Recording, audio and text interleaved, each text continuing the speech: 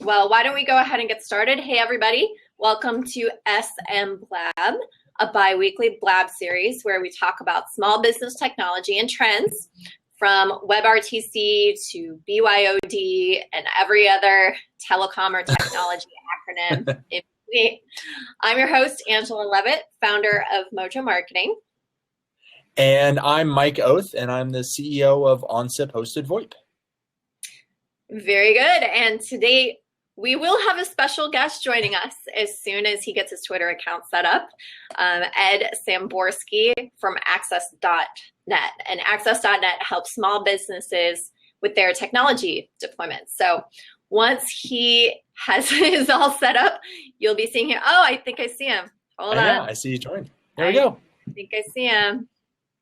Let's see if he comes magically appears. I know. We're on pins and needles, waiting for him to join. But this is our fifth, sixth episode, yeah. Mike. Right. Yeah, we're old pros now. So we've been doing this since December, and just enjoying getting together and talking about all things technology related. So I did accept Ed there. Looks like he's having a little bit of a, not sure what's going on over there. If his video, we probably should have done a tech walkthrough. Yeah, we just kind of wing it. So that's exactly. We really wanted to open it up and have guests here this time. So yeah. Great. Okay, here he comes again. Let's see, hopefully that works. Now you're in a new office. I am. Yes. I don't know how well you can see you it. Need the Mojo marketing sign. Oh, there it is. You There's need to get that in frame. There's my table. We have more space. That's out great. there, I don't know if you can see over my shoulder there. We've got like a DJ booth set up. See that? See all that DJ gear? That's fantastic. So we're ready for party. We're ready for you guys from New York can party with us. All right, well, let's dive in. Enough technical difficulties. So what we do on these sessions, for those of you who are just joining for the first time, thank you. And what we do is we talk about small business technology, as I mentioned, and we look at some things that are happening in the news and anything in the industry that might be related to what Mike does or what's happening in the industry. And so this article that I just posted over here onto the feed talks about WebRTC. And so it's a really, really interesting one about WebRTC adoption and where we're at with it and things like that. So feel free to take a little bit of a look at the article so that you can follow along with us and in our discussion. So Mike, for anyone who may not know, can you start us off with a quick definition, maybe a little history on WebRTC? Absolutely. And I thought this article was a good overview for WebRTC because they did talk about all the major points. That it's plug-in free communication. So it became Google mostly made it a standard in HTML5. So it's now part of the browser. It's been part of the Google and Google Chrome and Firefox browsers for well over a year now. So if you're using either of those browsers, you have WebRTC. No plugins, no downloads, nothing else required. The article talks about a better user experience. It's a better user experience because there's no plugins required. Cutting edge features and costs, but basically what you used to have to do in order to get access to speaker and microphone in a web page is you used to have to use a third-party app like Flash or Java. So not JavaScript, but actual Java. And those third-party apps would act as an intermediary between the browser and the computer hardware. And what WebRTC allows is for the browser to talk directly to the video camera, the microphone, and the speaker, and get input to and from those devices directly from the browser to the hardware without an intermediary. And that allows you to create new, cool, interesting applications where the user doesn't have to do anything. They just show up with a browser and they're able to communicate with you. Our WebRTC app is an app called Instaphone. It's a link that you can put on your website so that a visitor coming to your website just clicks on that link and they don't have to do anything. They don't have to dial a phone number. They don't have to download software. They click, yes, I want to talk to somebody in sales. And that call goes into the OnSIP hosted PBX, into the just normal regular sales queue, and is picked up by a sales rep, and you're able to answer that call and talk to that person without the user having to do anything at all. Right. Yeah. Really interesting stuff. So one of the things that the article talks about is that WebRTC is evolving as a standard. And I thought it was interesting how it's, it really wasn't developed to be like one to many or many to one. It was really meant to be just like one person talking with one person. So maybe it wasn't quite built to scale. What are you seeing? Like what sort of evolution are you seeing with the technology of WebRTC? And do you see it going into the ability of communicating in larger groups? Right. Yeah, it's interesting. Well, it's a standard for, like I said, really how to communicate from the browser down to the hardware. Specifically, it doesn't talk about how to communicate with each other. So how, if I want to set up a call with you, how that communication happens, because there's a lot to that. You need to say, hey, I have a call for you. And you have to say, okay, let me see if I want to answer that call. And then if we do answer the call, we need to say, okay, I can speak in these codecs. And you can say, okay, I can speak in these codecs. Let's find one and talk. None of that is in WebRTC. And so the big thing that we're seeing, and our software, SIP.js, open source JavaScript library, is set for, is using the SIP protocol to do that call setup negotiation. And that's whether it's an audio call or a video call or both, but using SIP as the protocol to say, hey, I've got a call. Hey, I might be interested. Okay, I'm going to answer the call. Okay, let's talk in this codec. Okay, let's talk in this codec. Go. And SIP is built specifically and very fine-tuned for that type of negotiation. So using the SIP protocol as the way to set up the call, and WebRTC is the way to get the media. Those two combined to make for a very, very powerful application. And that's, as far as evolution goes, people are still trying to figure out, some people are writing their own protocols for doing the call negotiations, and then having users on their own servers. And what we're seeing is slowly people saying, look, this is just a lot of work. Let's use a third-party app like SIP.js to do those call setups, and a third-party SIP registrar like OnSIP to handle all of those device registrations and to handle getting those packets back and forth. Mm-hmm. For sure. Yeah, one of the other points the article made that I just hadn't really thought of was that because it's browser-based, you no longer have to wait a year for an update or something like that. But the updates can happen in days or weeks instead of, like one big release a year or, biannual or something like that. So, so it's just a really fascinating technology. And I know we've talked about this before, but where do you see it going? Like what sorts of applications do you see being born out of WebRTC that will make the user's world, like I like the phrase, seamless part of the user's world, right? Where do you see that going next? Yeah, kind of two places. One, at collaboration, and then the other side is kind of business, either business to business or business to consumer communications. It just makes that side of it really easy. You don't have to dial a phone number. You don't have to pick up a phone. You don't even have to have a phone anywhere near you.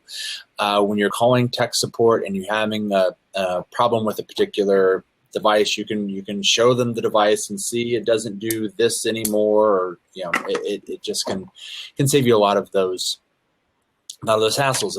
A picture is worth 1,000 words. Who knows what a video is worth? But it should make both a shopping experience and a support experience easier, more seamless. Collaboration is nice when you're doing a video conference with someone. It's nice to be able to see the expression on their face. It's nice to be able to see if they get bored, start looking away, things like that. It's such an integral part of human communications, and for the most part, when we're talking on the phone, we don't get any of that feedback.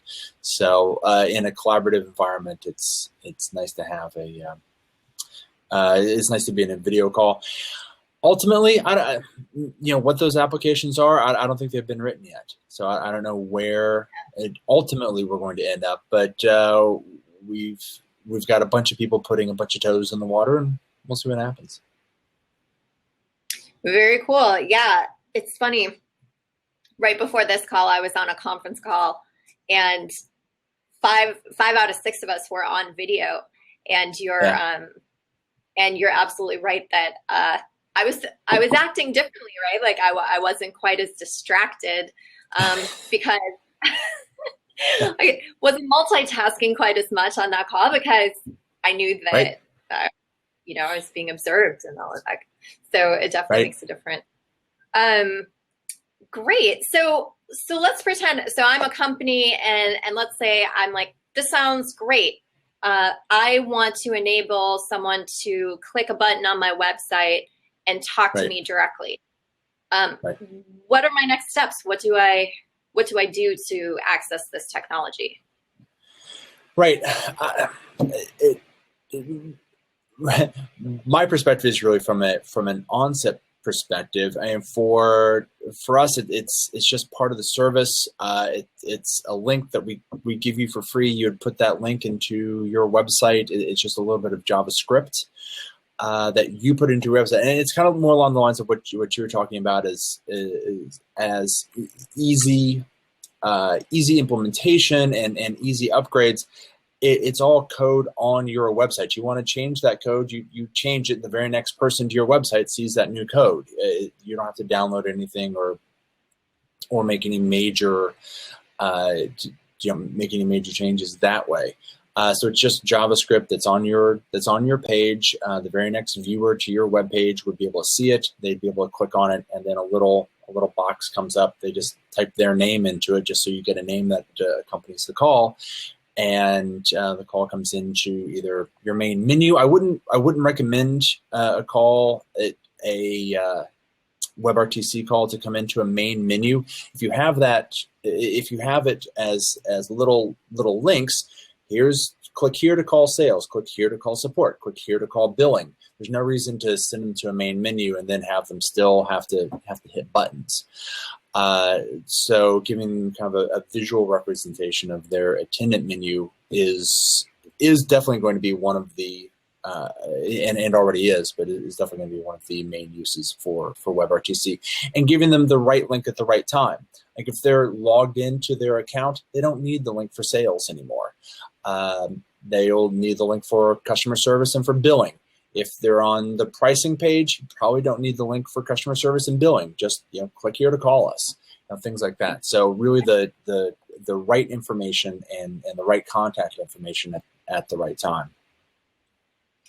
And that's really critical, because we're getting lazy, aren't we? Like we don't want to fish through all the all the different options, or go to the contact page and look at, okay, here's where I call for billing, or here's where I call for sale. Like you have it embedded right on the page where you need it, and it goes directly to that person.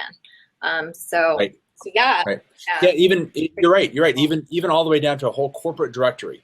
Here's the company directory. Click here to talk to Mike. Click here to talk to Nicole. Click here to talk to Tim. Yep, absolutely. Mm-hmm. Great. Easy to do. Yeah. So the the last thing I wanted to ask you about is, it was talking about the challenges at the bottom of the article. And for those of you that just joined, we posted an article, like scroll up a little bit in the thread and you'll see it. But at the end, it talked about, challenges. And the first thing it mentioned was adoption. And so I wanted to ask you, how do you see adoption going? And what do you think would help encourage more adoption? I mean, it seems kind of like no-brainer, right? So why isn't the adoption rate higher? Yeah. It's Chrome and Firefox right now. The conspiracy theorists among us would say, well, it's not on Microsoft's browser because they have Skype and it's a direct Skype competitor because it's easier, cheaper, faster, better. And it's not in the Safari browser because it's a FaceTime competitor. So getting in those two browsers would definitely help the adoption. An easier way to be on the mobile platform would definitely help the adoption. It can easily be put on Android devices, but the same thing on Apple devices.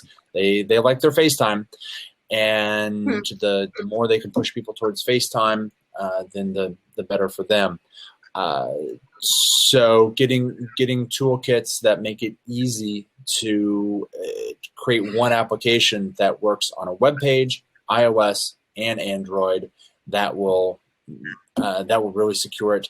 I'm working with a developer right now. An hour before this session here, I was emailing a developer who's looking to do exactly that, or create one application where on one side the agents are on a web page, but the other side they could be either on a web page, an iOS or an Android device, and kind of one application that works both sides, and allow them to seamlessly communicate. That is one of the great benefits of WebRTC is you should be able to have people that completely seamlessly integrate between a website, an iOS device, and an Android device. And then if you throw OnSIP on top of that, then you can have even phones as well. So one side of the conversation can be a WebRTC client, and the other side could be a phone here on your desktop. So the integration potential is great, but we've got to get more tools, better tools on the iOS, and specifically on the iOS side, and a little bit more on the Android side. But the good news is with the momentum that we have today, people are looking to make those developments. Very neat. So before we move on to the other article, what does the cost structure look like, or how is this built? Is there a big setup, or is it just kind of build by the minute? How does that work? Yeah, I've seen a couple different plans out there. I'll talk to the OnSIP plan, and then others that I've seen. But the nice thing is with WebRTC is that the phone portion of it is just a USB headset and a browser, and that's it. So very low cost. You're not going out and buying desk phones for everybody. So that certainly makes it easier. The other thing is it's a little bit of web development, but again, most of the heavy lifting is either in WebRTC or in something like SIP.js. So SIP.js allows you to set up the calls easily. WebRTC does all the heavy lifting between the browser and the hardware. So your job is really just user interface, user experience. So for the most part, that's just putting in a little name and a connection, and then bringing up a little box so that you can see the video, and that's about it. So it's pretty straightforward, pretty easy, pretty quick. And for OnSIP, those are completely free calls. Those are SIP-based calls. So communications where normally someone's calling your 800 number and calling in, and you're getting charged whatever you're getting charged for inbound calls to a toll-free. With WebRTC, at least with OnSIP, those are completely free calls into you. Now, if you want to add some business intelligence around that, an ACD queue, reporting and call recording and all of that, then those are extra fees. But you would have that whether the call was coming in over WebRTC or a mobile phone or your toll-free number or whatever. But just to have a call come in, at least with us, that's a completely free call. Wow, that's really cool. Very neat. Okay, well, let's switch gears and go into our next article. Well, was there anything else from that article that struck you, Mike, or that you wanted to bring up? We didn't talk. No, I really thought it was a good article. It did talk. It made some nice points about the cost and the features and the security. So if you're looking to see kind of a nice overview of WebRTC, that's a good one. Yep. All right.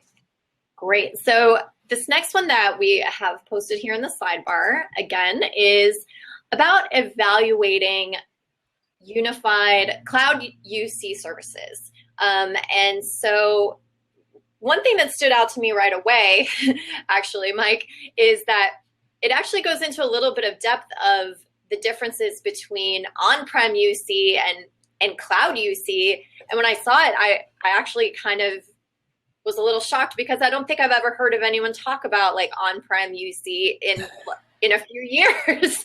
So I was like, oh my goodness, is anyone still evaluating this? Like, is this still part of the discussion?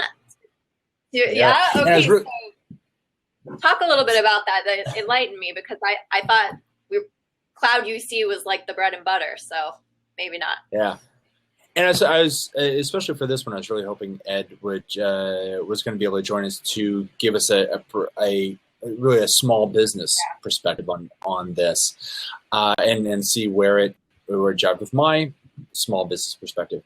And just for the audience, Angela, we don't have a script. We're not going over this. We basically you pick the articles and we discuss them live here.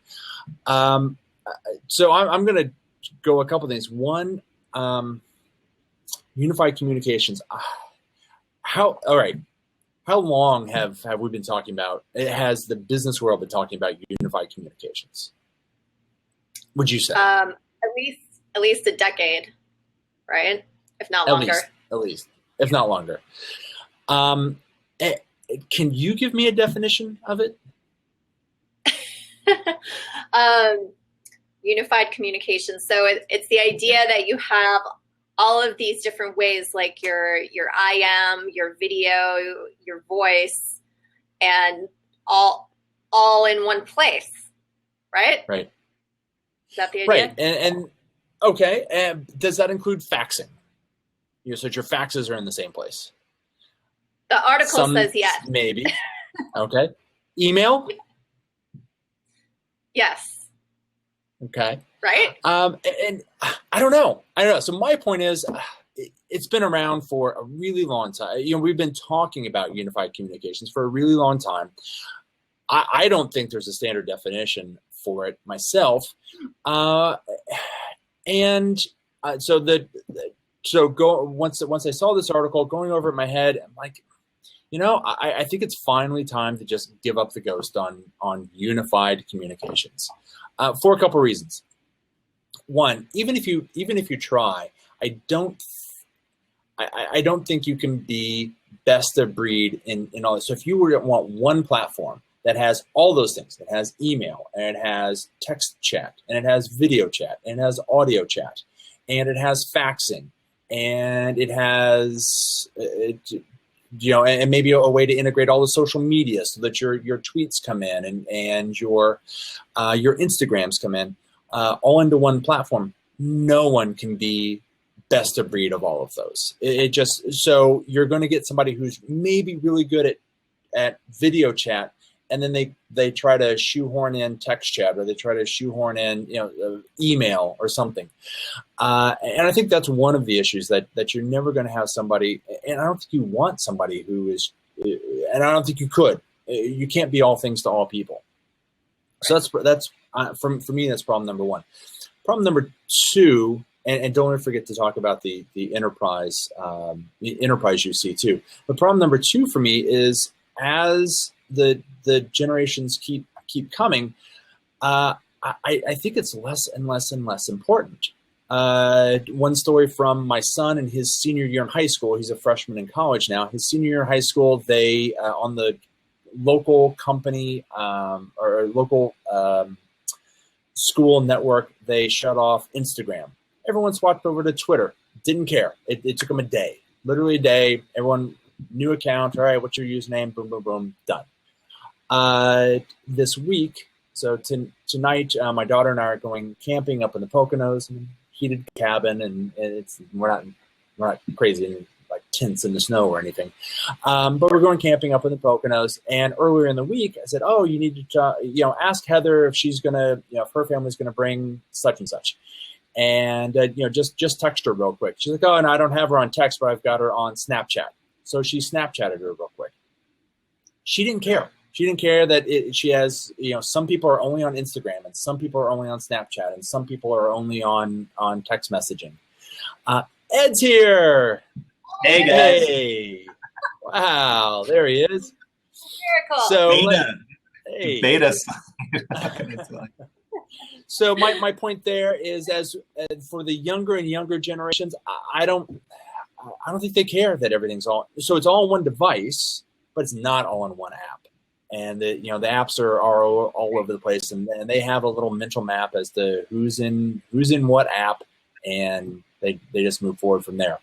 One last thing before I forget. I was talking about the this Blab with my wife, and asked her if she works for a large financial services company, if they had unified communications, and they do, and they have the Cisco Jabber on-premise corporate unified communications, and she doesn't like it. So yeah, she uses it a little bit. She uses some of the video calling. She's like, "Well, I'll be on a video call with 50 people, and it's like the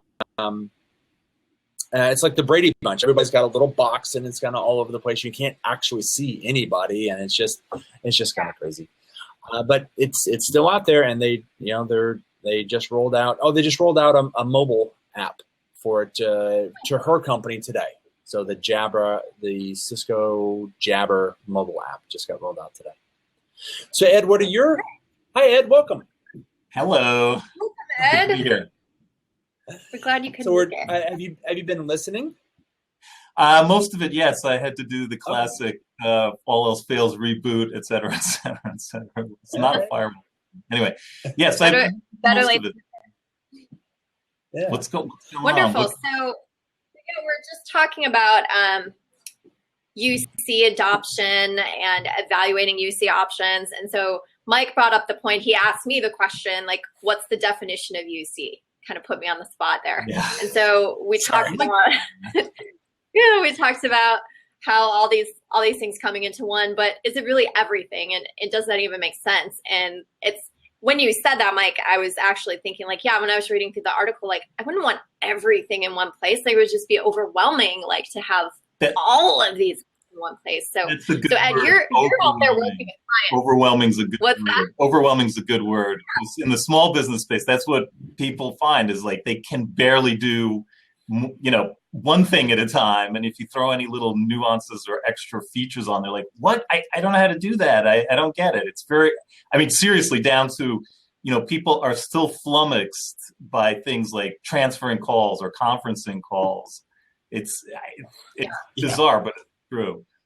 So, I don't know how unified, in that corporate example, maybe they can tell everybody you're going to use unified communications, but the average SMB person has trouble with more than one or two things at a time. So they can they can be IMing and on the phone at the same time, or emailing and on the phone. But that's, past that, I haven't seen too much. And they usually want to do one thing at a time. In other words, I have a customer I'm trying to move on to OnSIP right now, and their big question is, it's a small nonprofit. Can we do conference calls with 20, 25 people? All the board members need to call in, dial a number, and we all talk. They don't care about, IMing. They don't care about video. I mean, you get 25 board members. They're all going to be doing this from home in their kitchen with the kids running around. So I guess it depends on the app. But yeah, so in my space, unified is still it sounds great, but it's not. Nobody would know what to do with it at this point. To be frank with you, it's interesting. Yeah. Okay. It seems like they probably don't know they need it. But what features are they asking for, like that would fall under the UC umbrella? It's mostly, look, it's VoIP right now, and then email, and the only interface between VoIP and email that people care about is voicemail to email, so that they can see that they got a call, they can see who it was, they can answer it at their leisure. But none of my OnSIP clients are using like the panel that lets you see who's on the phones, and they're not using it to IM because they're using Office 365. They're using Link if they want to do that. A few people are using Skype because it's legacy. They got used to it, especially people from overseas that are here now. They're just used to that. Right. Anybody using Slack? No. We are. Early adopter. It came in on the support side, or just a quick way we could set up a room based on like a support ticket and be in there, and then when it was done, that room just kind of went away, and we had a nice little Zendesk integration, and so it just kind of snuck its way into support, and then engineering saw it, and they went crazy with it. So it's again, if we had something that was some other thing that kind of had chat on the side, it wouldn't have all these features and integrations that Slack has. So Slack came in, and then just it grew a little bit and then exploded within our own organization. And now we even have Slack channels set up for customers. If you're using Slack, we're happy on the support side to set up a channel just for you, and you can come in and ask support questions. It's great. It's one of those things. Is that basically an IMing platform? I'm not familiar with it. Yeah. But that's exactly it. It's an IMing platform, and that's it. They do one thing. They do it really, really well. They're not trying to also do video chat and also do Instagram integration and all that. They come in, and you can create rooms very, very flexibly and add people from within your organization, outside of your organization. And they do that one thing. They do it very, very well, and that's it. And they're not trying to be some sort of unified communications platform. They're trying to do one little piece of it. It's kind of similar to Blab, right? Like Blab does the same thing, but in video format. We're setting a room around a topic, and Slack is the same way. It's like IMing by topic, and so you set up these different channels, and then all of the conversations within that channel are toward that topic. So so a little easier to prioritize the IMs or those types of things. So we've been using it for a little bit. Really enjoy it. The one thing even in those articles I noticed that they didn't mention, and that we actually use a lot. So we use the VoIP phone thing, obviously. So we're on the phone with clients, but we're in the IT business. Is screen sharing essentially? That's a form of communication in the sense that I'm on the phone with somebody with support, or my guys are on the phone with somebody for support. It's impossible to get people to talk you through what they're seeing on the screen. You've got to have screen sharing. So the easy ability to be able to see what they're seeing is paramount. And there is no integration of that that's simple. In other words, the end user's calling, you don't know what they've got on their end. So you got to send them to join.me or, TeamViewer, and they got to download it, and half the people can't figure that out, and they download it, but they can't launch it. That's an interesting problem, especially with support issues. You're talking to somebody, I want to see, or you want to show them something on your screen. You're like trying to explain something. You can say, hey, just click on the button that says "See my screen." You could put up your PowerPoint or your spreadsheet or whatever the heck you want to show them, or your browser, so you could look at stuff and show it to them. Yeah. Ed, it sounds like you just threw out like a $10 million idea. Maybe you're in the wrong business here. There you go. To go develop that. Sounds like that would be a really great solution. What is your go-to for screen share? I use Join Me all the time, but just yeah, curious, I do like Join Me. We use TeamViewer a lot. The problem with Join Me, and I don't know if this is just a random issue with bandwidth speeds, we'll often find the mouses go jerky on you, and you have to end up telling the people where to click. But I can see, and or they can see us. But yeah, when you get to mouse sharing for tech support, it can be a little problematic. That's random, but it's like half the time. You try to move the mouse, and it's like going. It's like jerking down the screen across the screen. Nice.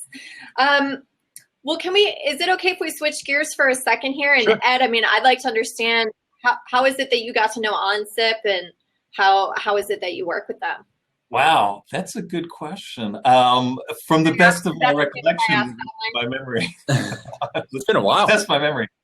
Yeah, it's been a while. It was a few years ago, 5, 6 years ago.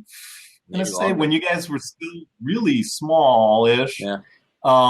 I went to an IT trade show in New Jersey, and I bumped into you guys, and we had a nice chat, and I insinuated myself into their booth and started talking to people. That might have been the second time. That's true. I was already a client, and we were trying to set up as a reseller. And I just signed up a couple people, and I went to see them that's what happened, at another trade show. And I just like hung out in their booth, and we had so much fun talking. So and then I went to Vegas with them one time a few years ago. It was really fun too. But so that's it. It's a good product, and I like offering it to our SMB clients. It's a nice option for a lot of people. It's great. And we share a love of food, Mike and I, so that's good too.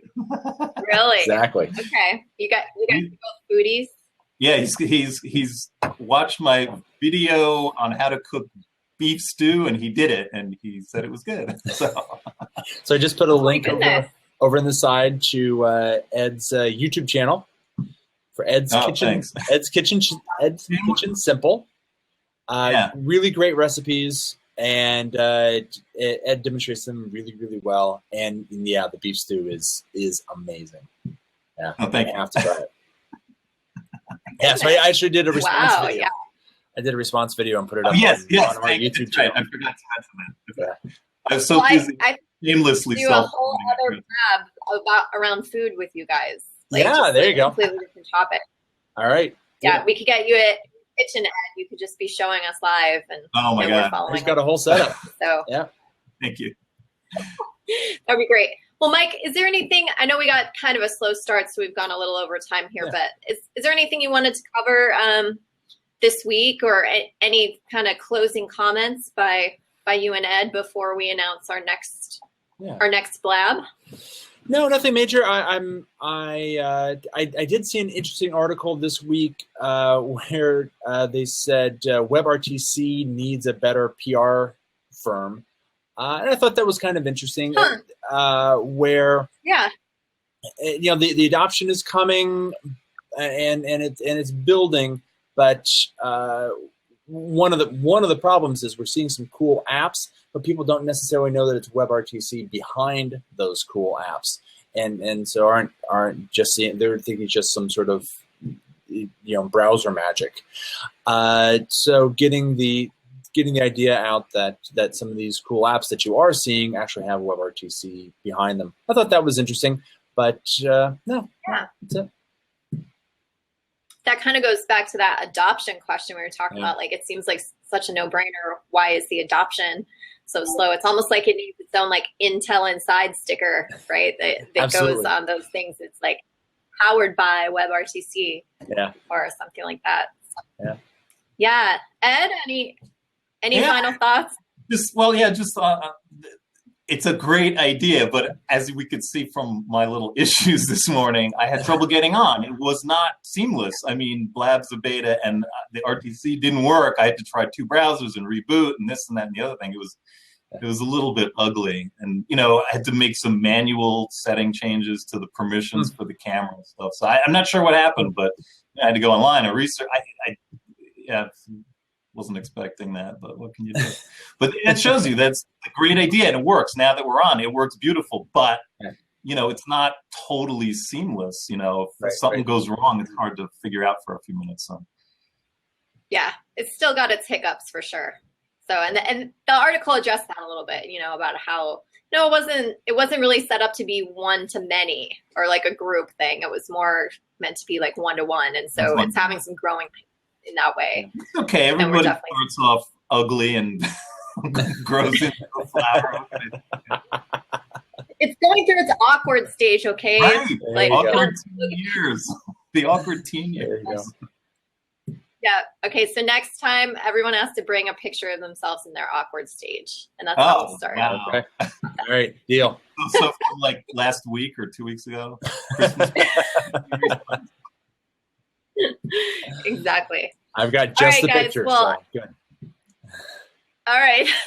We'll definitely do that. That'll be really good engagement for the audience. Good. All right, everyone. Well, thank you so much for joining. Yeah. Thanks for joining the SM Blab today. For everyone that joined, we hope you found this information super helpful. Join us again. We'll be on February 17th at Wednesday. noon.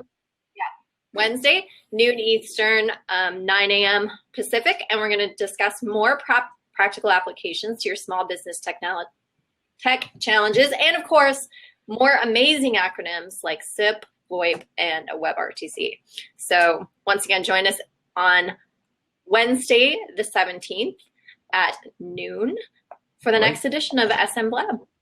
Great. All right. Thanks, everyone. See you Awesome. then. Thanks. you. Thanks, Ed. Bye. Thanks, Angela. Welcome. Talk to you soon. Bye.